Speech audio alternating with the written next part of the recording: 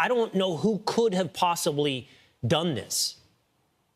Well, Will, one of the ships was in fact inspected by the Coast Guard, and they couldn't find anything. The thing is that there were several other suspicious ships in the region that they never got to. And Will, it gets worse.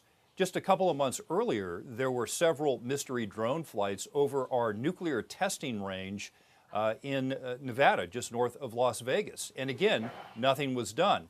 And it gets even worse.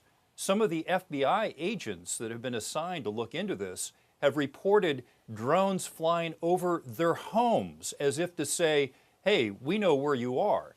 And so I really think that what this does is it boils down to an administration that doesn't take these threats seriously. You just had on the previous segment a drone attack on Prime Minister Benjamin Netanyahu's house. Of course, we've seen with Russia and Ukraine the utility of drones. Right. And yet, somehow we're preventing our warriors from defending their own bases by saying, oh no, you need to get permission from the Attorney General or from Secretary of Homeland Security Alejandro Mayorkas.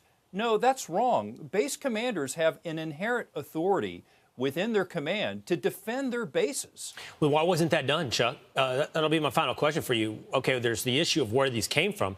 The second, why wasn't anything done? Well, the fear was there may be some collateral damage that could happen.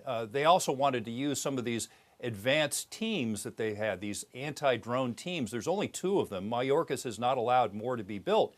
The problem with worrying about collateral damage is that any damage that would happen would be entirely the fault of the People's Republic of China.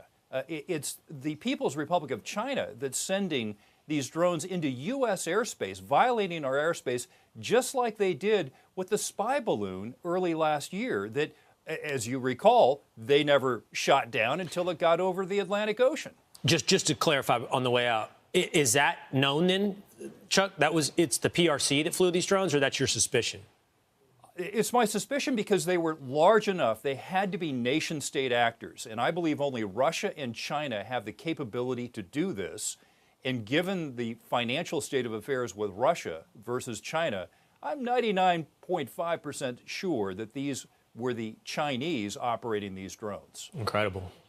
Absolutely needs to be followed, more understood about this future of warfare, which is perhaps, as you point out with Benjamin Netanyahu, the present of warfare.